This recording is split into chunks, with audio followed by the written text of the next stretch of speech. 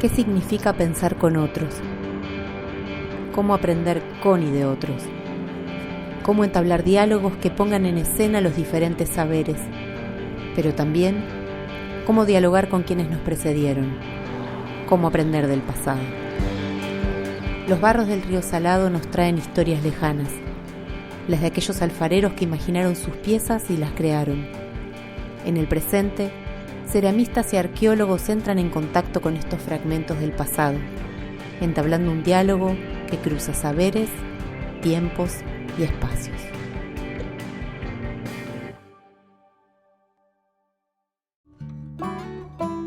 Bueno, mi nombre es Virginia Salerno, soy arqueóloga, investigadora. Trabajo en un equipo de arqueología que trabaja en estas zonas de hace 30 años, un equipo de arqueología de la Universidad de Buenos Aires, del Instituto de Arqueología de la Facultad de Filosofía y Letras, y desde hace unos 7, 8 años que vengo trabajando, investigando procesos de apropiación del conocimiento arqueológico y de lo arqueológico en general en esta zona de la provincia de Buenos Aires. Se particulariza porque está atravesada por el río Salado, que atraviesa toda la provincia, por eso la llamamos microrregión del río Salado de la provincia de Buenos Aires, y lo que la caracteriza es justamente el río, las lagunas, los arroyos asociados, que le dan cierta particularidad al ambiente, muy vinculado al sistema de humedales y ciertos recursos como el de la arcilla local, que está muy disponible y visible y que lo estuvo también en tiempos prehispánicos.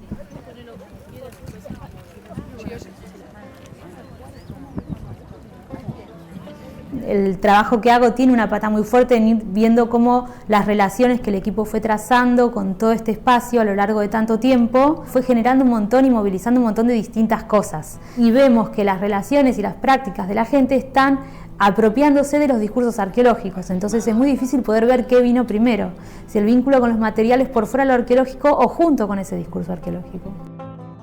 Y que tiene también que ver con un proceso que lleva en este espacio más de 30 años de relaciones que el equipo fue tejiendo con los museos, con las escuelas, con gente del campo, en distintas instancias, no solo que tienen que ver con hacer actividades de extensión, sino también cuando vienen a excavar y encontrar, o sea, gente que colabora o que no colabora y que participa, o en el intercambio de quien encuentra algo y llama y dice encontré, vienen, no vienen. Cómo se fue armando a través del tiempo eso, fue generando que los objetos con los que trabajamos y que asumimos como arqueológicos se conviertan en objetos con muchos sentidos y distintos para estos distintos actores locales. Del año 99 que nos dedicamos a la alfarería, con técnica de pueblos originarios, se analizan los tiestos y se reproduce de acuerdo a la gráfica que tienen las piezas en su tamaño y forma, lo más aproximado, ¿no? Porque no da a veces el formato total. Últimamente estamos investigando con qué hacían la gráfica, o sea, el trabajo de dibujar la pieza.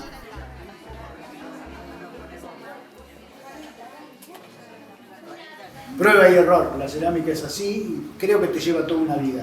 El que probó con la cerámica no vuelve a otro lugar. Muchas de estas cosas las hemos incorporado a nuestras cátedras, pero bueno, como bien decía el compañero, la cerámica es un campo muy vasto de conocimiento.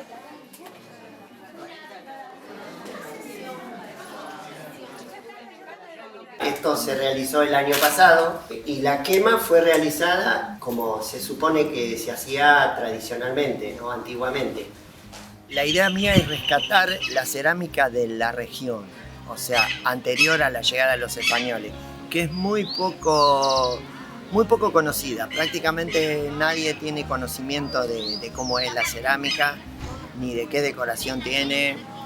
O sea, a nivel de educación no hay registros de que se hable de ese tipo de cerámica. Soy organizador y creador del encuentro de cerámica negra. Vamos por el número 10. Este año dedicado a las culturas africanas, la cerámica africana, y todos los años se dedica a una cultura diferente. Ha venido gente de Neuquén, de Buenos Aires, de La Plata, de Tandil, de Necochea, viene gente de bastantes lugares. Ahora vamos a ir a un lugar donde yo les voy a mostrar un yacimiento de arcilla local. Y esto es de época prehistórica, se hizo así. Esta es la forma más primitiva. O sea, hay muchos pueblos originalmente, actualmente, que van a ciertos lugares, traen la arcilla al lomo de mula, al hombro, en bolsa, la limpian, la muelen, la amasan y hacen cosas. La arcilla se encontró naturalmente así. Y después de trabajada ya iba tomando una mejor plasticidad. Está ideal tener el material ahí y sacarlo no tiene ningún costo. El costo que tiene es de trabajo, traerla, limpiarla, amasarla, pero no sé cuánta gente está dispuesta a hacer ese trabajo. Mucha gente dice, no, prepará vos y después me la vendés. Y no es gracioso. No tiene la gracia de empezar a encontrar el barro, amasarlo, modelar, hacer cosas, quemar. Que te lo haga otro pierde la gracia.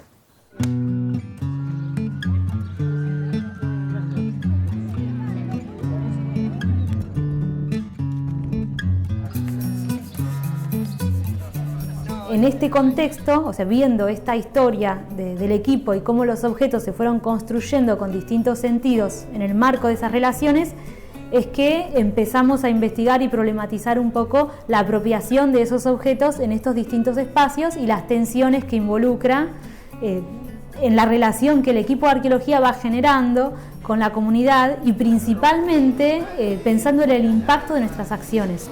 Y en eso nos vamos encontrando con que hay muchas personas de este lugar que establecen relaciones con esos objetos que también los desexotizan y que los piensan desde otros lugares, más asociados a una cuestión de proceso, de cuestiones prácticas, como puede ser el caso de la cerámica, como es en realidad un ejemplo muy claro de eso, la cerámica como un elemento que permite de alguna manera tejer una relación con el lugar entre ese momento prehispánico y toda esa historia y la gente que hoy sigue viviendo acá y que sigue haciendo cerámica, aprovechando los recursos locales, los barros, el agua, por supuesto con otros sentidos, pero lo que sí fuimos encontrando es que esa gente también ha encontrado los tiestos y los fragmentos de cerámica y se ha vinculado también con su hacer en relación a ese otro hacer, construyendo una nueva síntesis. La primera vez no entendí. Yo no entendí qué era lo que querían ellos, los investigadores, qué eran lo que querían. Y lo que yo pienso que ellos quieren, lo que quieren sacar de todo esto es el recorrido que hizo la cerámica desde la antigüedad y van descubriendo las distintas técnicas que se usan, las arcillas que se usan, todo lo que uno usa para realizar esas vasijas. Y quiénes los hacen, supongo que está todo relacionado, ¿no? La cerámica está asociada a poblaciones supuestamente con movilidad reducida, que en teoría, o sea, en estos esquemas más tradicionales, la movilidad reducida no estaría vinculada a las sociedades cazadoras-recolectoras.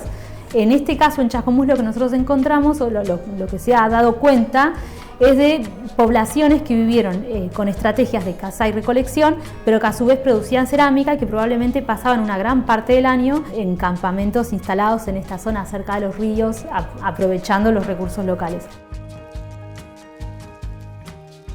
Después lo otro que tiene es, por el tipo de hallazgos que hay acá, es que nos permitió también experimentar, reconstruir toda la cadena de elaboración de la cerámica en su momento. Y para eso se generó un vínculo muy fuerte con ceramistas de la Escuela de Cerámica de Chascomús, que dio frutos en distintos sentidos. Ahí ya estoy haciendo un poco historia del equipo. Esto lo llevó a cabo sobre todo Isabel y Magda, con Alicia Francese, que es la ceramista de la Escuela de Chascomús. Ellas empezaron a intercambiar, sobre todo porque Isabel y Magda estaban estudiando la cerámica y necesitaban conocer cómo era todo eso de hacer cerámica, cómo era trabajar con barros locales. Estas ceramistas de la escuela se vincularon, les interesó acompañar y hicieron un proceso de intercambio que entre otras cosas, permitió que en el tiempo, por ejemplo, los chicos que estudian arqueología, en la materia que dan Isabel y Magda, vengan a Chascomús, a la escuela de cerámica, a que las ceramistas les expliquen cómo es la tecnología cerámica, que experimenten con barros locales y después también que experimenten también los procesos tecnológicos que suponemos se dieron en el pasado, ¿no? Por ejemplo, decorar, coser a cielo abierto, todo con leña, bueno, que tiene que ver con la necesidad de como arqueólogos conocer lo que estamos investigando y para poder dar cuenta mejor. Uno ha aprendido muchísimo de todo esto de los talleres y demás, porque nos permite volver a hacernos preguntas, ¿no? Porque nosotros estudiamos la cerámica arqueológica y bueno, a ver, cómo fue confeccionada, cómo hicieron las decoraciones. Y después siempre surgen dudas. En la ciencia es a partir de la duda que uno va creciendo.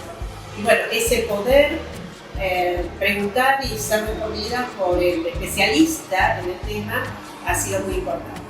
Eso generó un intercambio institucional muy rico que también generó todo un desarrollo en un equipo de la Escuela de Cerámica, de ceramistas, digamos, que se les interesa recuperar esas tradiciones, que les interesa generar materiales, que hace un tiempo ganaron ellas un subsidio, hicieron réplicas que las expusieron en el Museo de Chascomús. Entonces como que esos vínculos institucionales locales se fueron ampliando y generando, o sea, como que se fueron replicando, y también ahí está muy fuerte los proyectos de las personas involucradas que fueron también generando caminos diferentes. Cuando vamos a los nuevos municipios siempre preguntamos, entonces, si hay ceramistas, hay gente que está haciendo esto, entonces te vas vinculando, y Vicky es su métier, ¿no? Entonces buscar esta gente que está trabajando en cerámica y que le interesa también la cerámica indígena.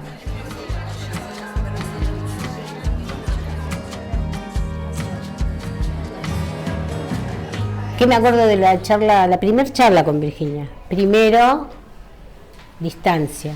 Yo en ese momento yo tenía la otra mirada. En un primer momento tenía la mirada occidental. Yo estudié museología, estuve a cargo del museo, pero en el momento que llegó Alicia, nosotros teníamos, la familia tenía ya la colección de restos arqueológicos. Y yo ya estaba metiéndome en la otra mirada, en la mirada de pueblos originarios.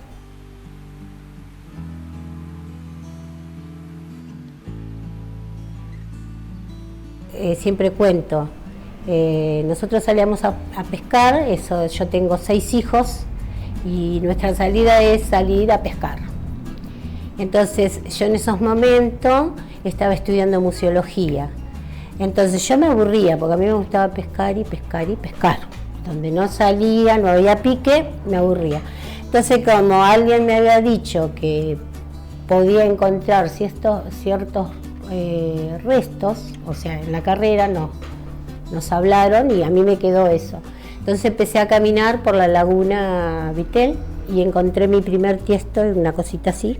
Un pedacito, pero muy chico, pero sí, era realmente alfarería, pero no le creíamos, nosotros nos reíamos todavía, ¿viste? Y después empezaron ellos a hacer lo mismo que hacía yo y dejaron las cañas. Y bueno, y eso nos llevó a hacer alfarería. En el año 99, un director de cultura, Alejandro Zeta, convoca a una gente de La Plata que se llamaba Hombre Barro Fuego, que era de Carlos Moreira, y vienen a darnos un curso por intermedio de cultura. Mi señora estaba en el museo, bueno, se empieza a hacer el curso. Yo voy a colaborar a llevar la leña, no estaba haciendo el curso. Y bueno, vi que cómo era, entonces me quedo en la parte del fuego. Entonces aprendí otra cosa que no vieron los que estaban en el salón haciendo la alfarería.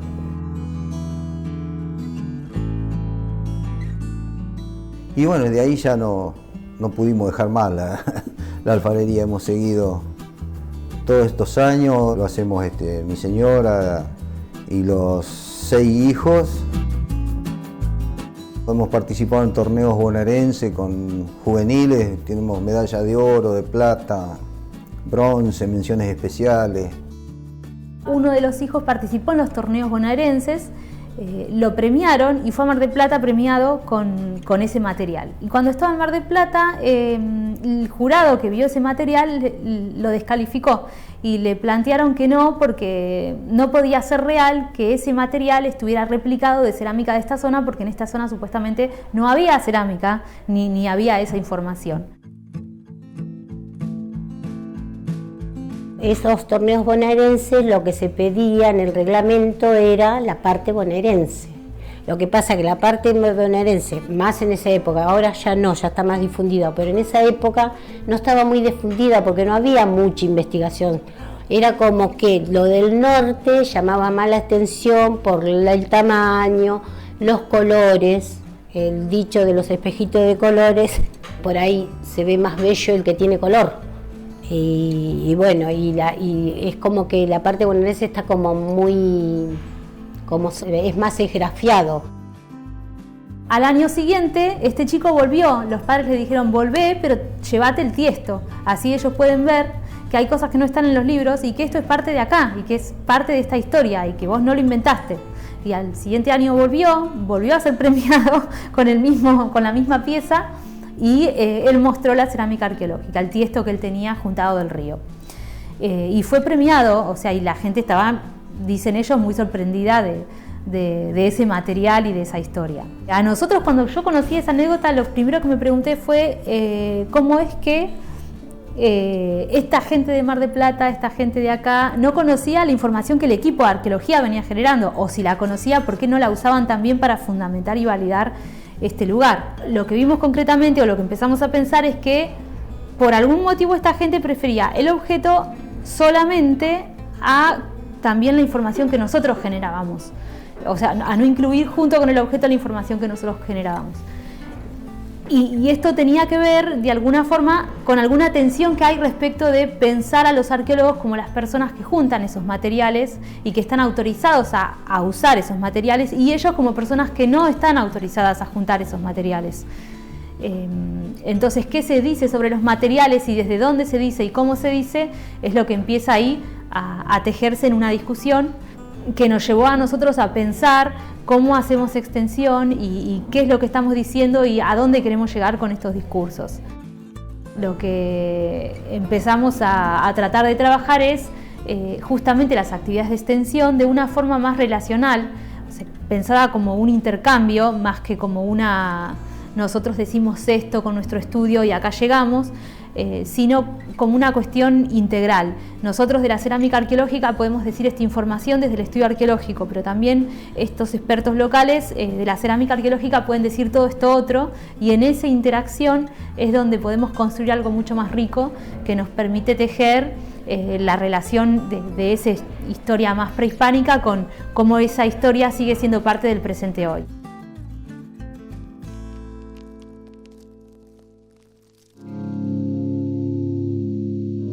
Empiezo a encontrarme, ¿no?, con la propia identidad. ¿Por qué? Porque voy asociando los distintos estados míos desde mi niñez, una negación, una autonegación, que yo por ahí creía que venía de otro lado, que venía de parte de que uno era pobre, que era hijo de provincianos, y no, en realidad había otra cosa más escondida, ¿no?, que es muy difícil también llegar.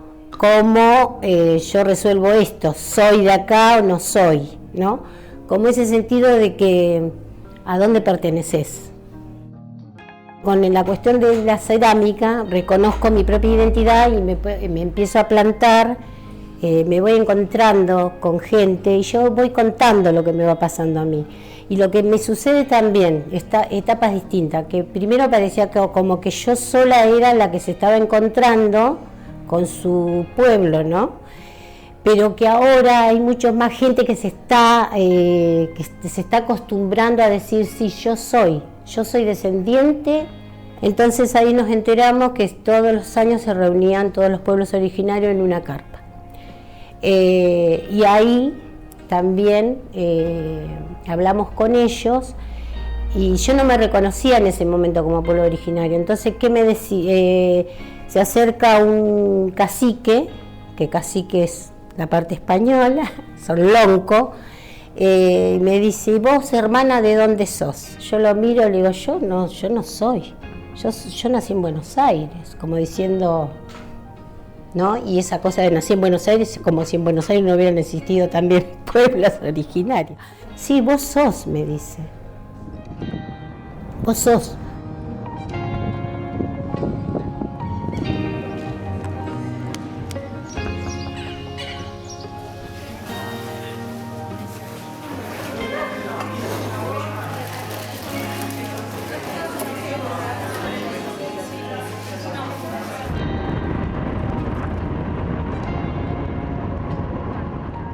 ¿De qué planeta desintegrado vino este pedazo de cántaro? Inequívoca presencia de una especie que estuvo aquí, gozó la luz, soñó con irse a vivir otra estrella, y el tiempo le fue corto como infinito el espacio.